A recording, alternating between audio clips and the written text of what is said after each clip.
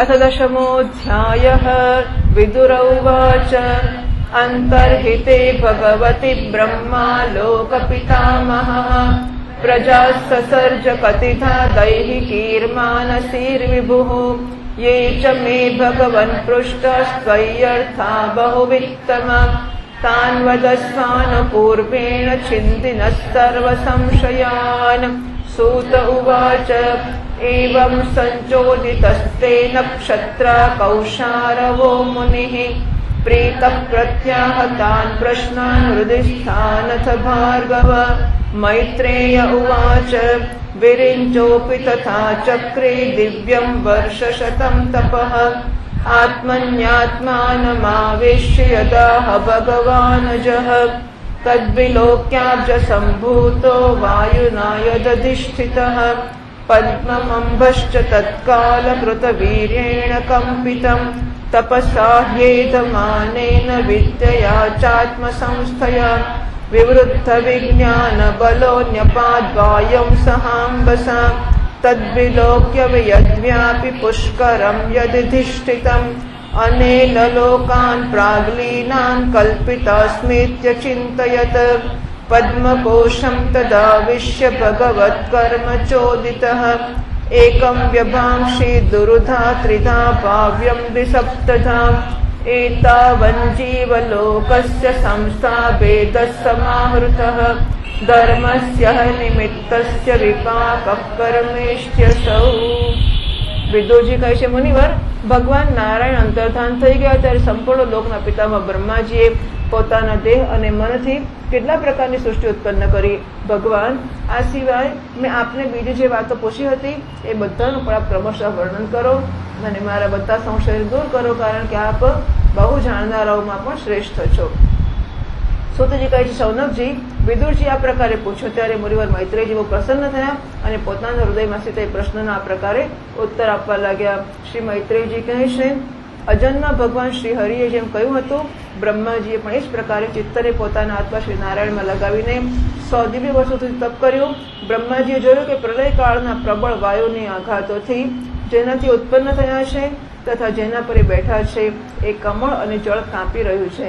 પ્રબળ તપસ્યા અને હૃદયમાં સ્થિત આત્મજ્ઞાનથી એમનું વિજ્ઞાન બળ વધી ગયું અને એમણે જળની સાથે વાયુને પી લીધો. પછી જેના પર સ્વયં બેઠા હતા એ આકાશવ્યાપી કમળને જોઈને વિચાર કર્યો કે પૂર્વકલ્પમાં લીન થયેલા લોકોને હું આમાંથી જ રચીશ. ત્યારે ભગવાનના દ્વારા સૃષ્ટિ કાર્યમાં નિયુક્ત બ્રહ્માજીએ એ કમળ કોષમાં પ્રવેશ કર્યો અને એના એકમાંથી જ ભુવ ભુવઃ સુવઃ આ 3 ભાગ કર્યા. જો કે કમળ એટલું મોટું હતું કે એમાં 14 ભુવન અથવા તો એથી પણ વધારે લોકોના રૂપમાં વિભાગ કરી શકાતા હતા. એમણે ખાલી 3 જ વિભાગ કર્યા. જીવોના ભોગસ્થાનના રૂપમાં એમને 3 લોકોમાંના શાસ્ત્રોમાં વર્ણન થયું છે. જે નિષ્કામ કર્મ કરનારાઓ છે એમને મહઃ તપઃ જનઃ અને સત્યલોક બ્રહ્મલોકની પ્રાપ્તિ થાય છે. એટલે વૈદિક કર્મો કરનારા છે એમને ભુવ ભુવઃ સુવઃ છે, પણ નિષ્કામ કર્મ કરનારા છે એમને માટે પછી મન મહઃ જનઃ તપ અને સત્યમ ઉપરના 4 લોક છે ને એ નિષ્કામ કર્મ વાળાઓ માટે છે. એટલે ઈચ્છા રાખ્યા વગર ભગવાનને પ્રસન્ન કરવાના. તો ગૌરવ તો કરે માણસો, પછી પેલી ગૌર મારે વર દે જેવું કે ને કે મને વર આપજો એને માટે કરે તો પછી ભૂહ ભુવઃ સુવઃ સુધી મળે, ઉપરનું ના મળે. ભગવાનને પૂજા કરવાની, ભગવાનને ખુશ કરવાના અને ભગવાનને કહેવાનું કે તું જ ખુશ થા, મારે તો કંઈ જોઈતું જ નથી. આપણે શું જોઈએ છે? ભગવાન ખુશ થાય પછી બચે શું? બરાબર છે ને?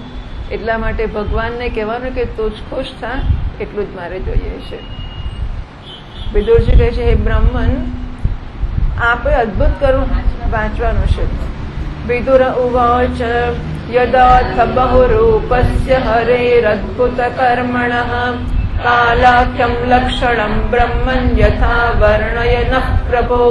મૈત્રેય ઉવાચ ગુણવ્યતિકરાકારો નિર્વિશેષો પ્રતિષ્ઠિતઃ પુરુષસ્તદુપાદાનમાત્માनं લીલયા સૃજત વિશ્વં વૈ બ્રહ્મ તન્માત્રં સંસ્થિतं વિશ્વમાયયા ઈશ્વરેણ પરિચ્છિન્नं કાલેનાવ્યક્તમૂર્તિના યથેદાનીં તથાગ્રે ચ પશ્ચાદપ્યેતદીદૃશં સર્ગો નવવિધસ્તસ્ય પ્રાકૃતો વૈકૃતસ્તુ યઃ कालद्रव्यगुणैरस्य त्रिविधः प्रतिसङ्क्रमः आद्यस्तु महतः सर्गो गुणवैषम्यमात्मनः द्वितीयस्त्वहमो यत्र द्रव्यज्ञानक्रियोदयः भूतसर्गस्तृतीयस्तु तन्मात्रो द्रव्यशक्तिमान् चतुर्थ ऐन्द्रियसर्गो यस्तु ज्ञानक्रियात्मकः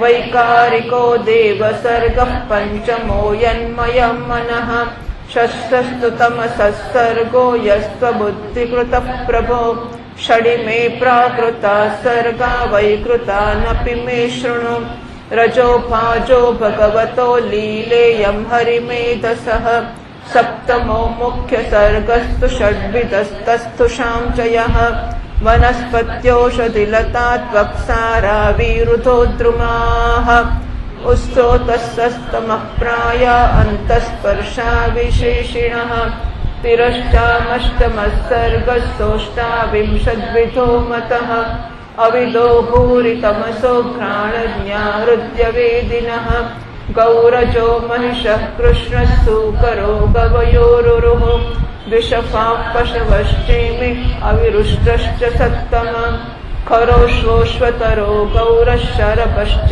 मरी तथा एते चैकशफाः क्षत्तः शृणु पञ्चनखान् पशून् श्वासृगालो वृको व्याघ्रो मार्जारः सिंहः कपिर्गजः कूर्मो गोधा च मकरादयः कङ्कगृत्रवटश्येन भासभल्लूकबर्हिणः सारसचक्राह्वकाको लूकादयः खगाः अर्वाक्रोतस्तु नवमः क्षत्तरेकविधो नृणाम् रजोऽधिकाः कर्मपरा दुःखे च सुखमानिनः वैकृतास्त्रय एवैते देवसर्गश्च सत्तमः वैकारिकस्तु यः प्रोक्तः कौमारस्तु भयात्मकः देवसर्गाश्चाष्टविधो विबुधाः पितरोऽसुराः गन्धर्वाप्सरसस्सिक्ता यक्षरक्षांसि चारणाः भूतप्रेतपिशाचाश्च विद्याद्राः किन्नरादयः दशैते विदुराख्याताः सर्गास्ते विश्वसृक्कृताः अतः परं प्रवक्ष्यामि वंशान् मन्वन्तराणि च एवं रजःपृतस्रष्टा कल्पादिष्वात्मभूर्हरिः सुजत्यमोघसङ्कल्प आत्मैवात्मानमात्मना। વિદુરજી કહે છે, એ બ્રહ્મન, આપે અદ્ભુત કર્મ વિશ્વરૂપ શ્રી હરિની જે કાળ નામની શક્તિની વાત કરી હતી પ્રભુ, એનો કૃપા કરીને વિસ્તારપૂર્વક વર્ણન કરો. શ્રી મૈત્રેયજી કહે છે, વિષયોનું બદલાવું એ જ કાળનો આકાર છે. સ્વયં તો એ નિર્વિશેષ અનાદિ અને અનંત છે.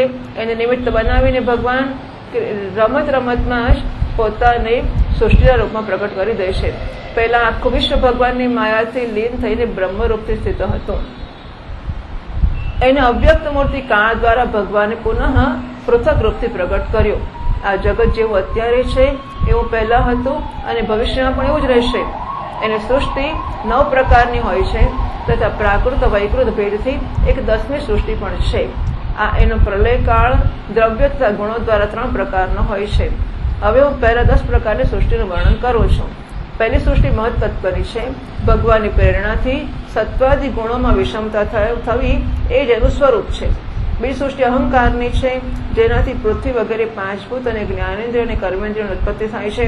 ત્રીજી સૃષ્ટિ ભૂત સર્ગ છે, જેમાં પંચમહાભૂતો ઉત્પન્ન કરનાર તન્માત્ર વર્ગ રહે છે. ચોથી સૃષ્ટિ ઇન્દ્રિયોની છે, આ જ્ઞાન અને ક્રિયાશક્તિથી સંપન્ન હોય છે.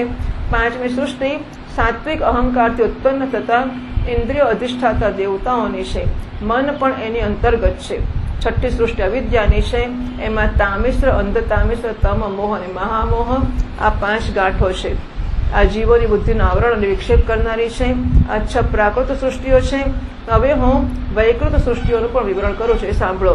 જે ભગવાન પોતાનું ચિંતન કરનારાઓના સમસ્ત દુઃખોનું હરણ કરી લે છે, એ આમની બધી લીલા એ શ્રી હરિની જ છે. તે જ બ્રહ્માના રૂપમાં રજોગુણનો સ્વીકાર કરીને જગતની રચના કરે છે. 6 પ્રકારની પ્રાકૃત સૃષ્ટિઓ પછી 7મી પ્રધાન વૈકૃત સૃષ્ટિ આ 6 પ્રકારના સ્થાવર વૃક્ષોની થાય છે. વનસ્પતિ, ઔષધિ, લતા, ત્વક્સાર, વિરુદ્ધ અને ધ્રુમ એમના સંચાર નીચેથી ઉપરની તરફ થાય છે. એમાં પ્રાય જ્ઞાન શક્તિ પ્રકટ થતી નથી. એ અંદર અંદર જ કેવળ સ્પર્શનો અનુભવ કરે છે, તથા એમાં પ્રત્યેકમાં કોઈ વિશેષ ગુણ રહે છે. એમણે જે પ્રકારો કયા છે વનસ્પતિ વગેરે પાદબોધમાં લખે છે. જે અચ્છા એટલે મોર આવે વગર જ ફળે છે, એટલે ફૂલ જેનું દેખાતું નથી. હવે એવું તો હોય જ ના, પણ એની આપણે એટલે એમની ભાષામાં લખે છે કે ફૂલ આવ્યા વગર જેનું ફળ, એટલે ફાઇકસ ફિગ ફેમિલી બધી. ગુલર એટલે આપણો ઔદુંબર, વડ અને પીપળો, આ બધી ફિગ ફેમિલી એટલે આપણી અંજીરની ફેમિલી.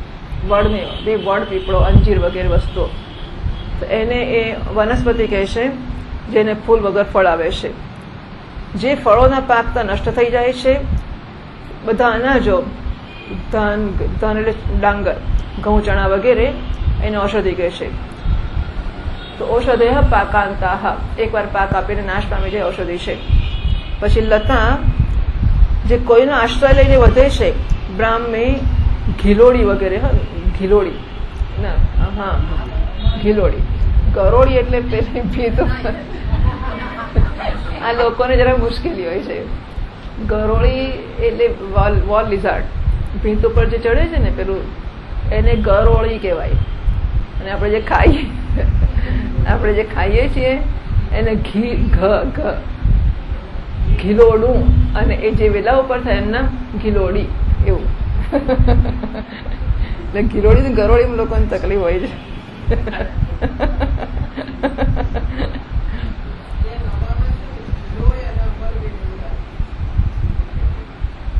પણ ઘીલોઈ હું તારું જો ઘીલોડી જશે ગુજરાતીમાં શું અમરવેલ તો જુદી છે, પણ કઈ નહીં, ઘીલોડીઓ લતામાં જ આવે. પછી ત્વકસાર, જેમની છાલ બહુ કઠોર હોય છે, વાંસ વગેરે, એને ત્વકસાર કહે છે. વિરુદ્ધ, જે લતા પૃથ્વી પર જ ફેલાય છે પણ કઠોર હોવાને કારણે ઉપર ચડતી નથી. જેમ કે ખરબૂજ એટલે ટેટી લખ્યું છે ને, ટેટી, તરબૂચ વગેરે. કારણ કે ઉપર ચડે તો તરબૂચનું વજન ક્યાં લટકે પછી, એટલે એ જમીન પર જ ફેલાય છે, એને વિરુદ્ધ કહેવાય. અને ધ્રુમાં, જેમાં પહેલા ફૂલ આવી જાય અને પછી એ ફૂલોના સ્થાનમાં જ ફળ લાગે છે, એટલે આપણે જેને વૃક્ષો કહીએ છીએ તે આંબા, જાંબુ વગેરે. એટલે પહેલા ફૂલ હોય ને પછી ફૂલની જગ્યાએ ફળ આવે, એને વૃક્ષ કહેવાય, ધ્રુમ કહેવાય વગેરે. 8મી સૃષ્ટિ એટલે આ 7મી સૃષ્ટિ થઈ. 8મી સૃષ્ટિ તિર્યગ્યોની, એટલે તિર્યક એટલે ત્રાસા. પેલી 7મી હતી એ વૈકૃત સૃષ્ટિ, સ્થાવર વૃક્ષોની. અને 8મી સૃષ્ટિ છે તિર્યક. તિર્યક એટલે ત્રાસા, પશુ પક્ષી બધા ત્રાસા હોય. આ માણસો ઉભા હોય એટલે માથુંનું શરીર એક લીટીમાં હોય, પેલા લોકોનું પગ નીચે હોય એટલે આમ ત્રાસા હોય છે, એમને તિર્યક કહે છે. એ 28 પ્રકારની માની છે. વાહ! એમને કાળનું જ્ઞાન હોતું નથી. તમોગુણની અધિકતાને કારણે એ કેવળ ખાવું, પીવું, મૈથુન કરવું, સૂઈ જવું વગેરેને જાણે છે. એ સૂંઘવા માત્રથી એમને જ્ઞાન થઈ જાય છે. એમના હૃદયમાં વિચાર શક્તિ કે દૂરદર્શિતા હોતી નથી. એ આપણા મહારાજ પૂજ્ય સ્વામીજી મહારાજ કહે છે એમ કે ગધેડો ઉભો છે, હી ફીલ્સ લાઈક કિકિંગ, હી કિક્સ. બસ, ગધેડો ઉભો છે અને એને મન થાય કે લાત મારવી છે એટલે મારે. એનામાં દૂરદર્શિતા ના હોય, બધું ડફણું લઈને ઉભો જ છે બાજુમાં અને જો લાત મારીશું તો ડફણું ખાવું પડશે, એ વિચારે કરી જ ના શકે, એને ગધેડો કહેવાય.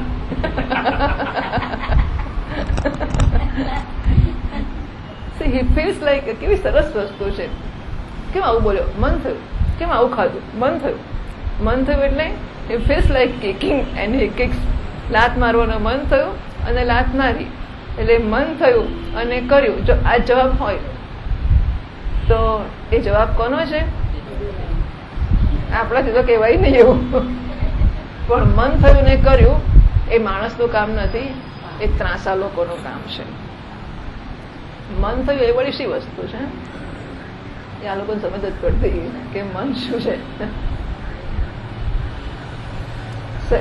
અને એમનામાં વિચાર શક્તિ કે દૂરદર્શિતા હોતી નથી. એ સાધુ શ્રેષ્ઠ, આ ત્રાસાઓમાં પણ ગાય, બકરા, ભેંસ કાળું હરણ, સુવર, નીલ ગાય, રૂરુ નામનો મૃગ, ભેડ એટલે વરુ હશે, અને ઊંટ, આ બધા દ્વિશફ એટલે 2 ખરીવાળા પશુઓ કહેવાય છે. એટલે કે એમનો પગ હોય ને તે આમ એક ખાંચો હોય, ગાયના પગને એક ખાંચો હોય, એક ખરી દ્વિશફ. ગધેડા, ઘોડા, ખચ્ચર, ગૌરમૃગ, શરફ અને ચમરી, આ બધા એક ખરીવાળા છે. એટલે એમનું નામ સળંગ હોય ખરી પગનું. હવે 5 નખવાળા પશુ પક્ષીઓના નામ સાંભળો. તો પંચ નખા ભક્ષ્યા, એવું વેદમાં એક વાક્ય આવે છે. એટલે પંચ નખ એ પણ કંઈક વિશેષ વસ્તુ છે કે 5 નખવાળા કોણ છે. તો કૂતરા, શિયાળ, વરુ, વાઘ, બિલાડી, સસલું, સાહુડી, સિંહ, વાંદરા, હાથી, કાચબા, પાટલા ઘો અને મગર, આ બધા પશુઓ છે. બગલો, ગીધ, બટેર એટલે શું છે? બટેર.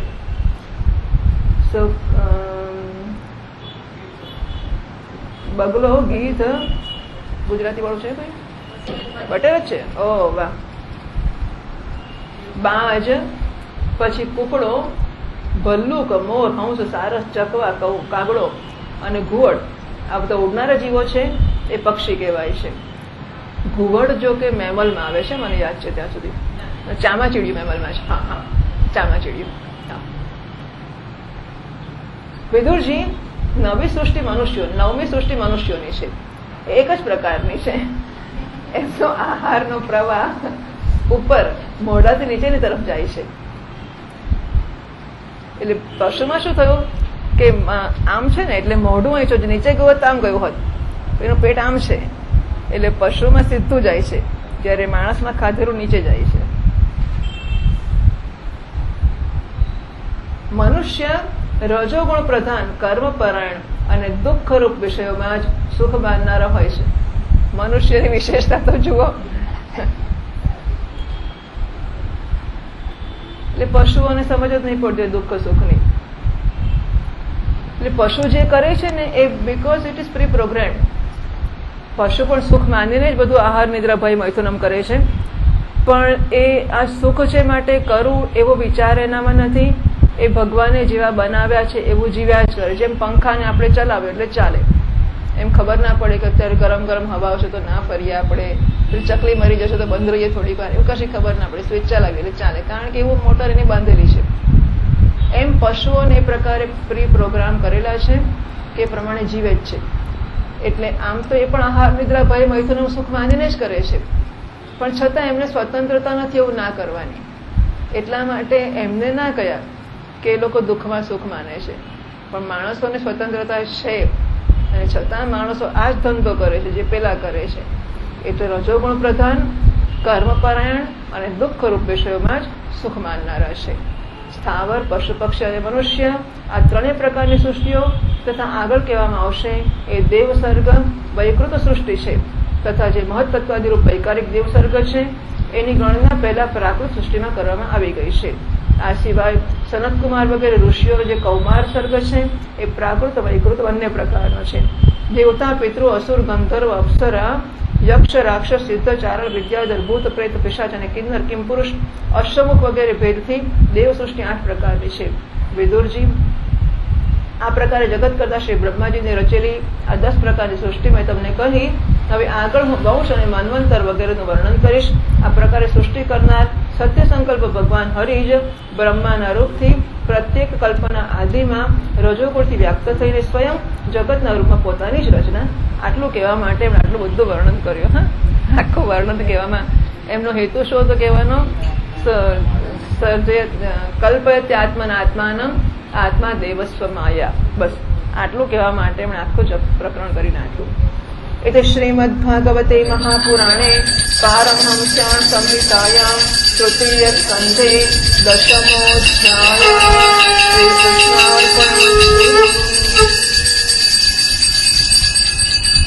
શ્રી કૃષ્ણચંદ્ર ભગવાન